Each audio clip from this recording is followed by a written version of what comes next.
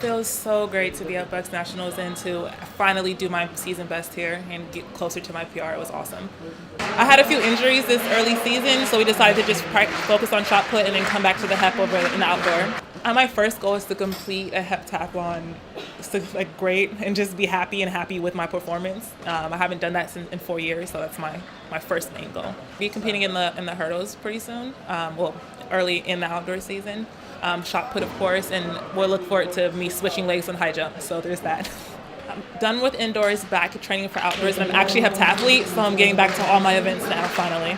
It's really amazing. I think it's more athlete friendly than like NCAAs. It's really nice and everybody kind of talks to each other. So I think the BUCS National experience is so much better than what I'm used to.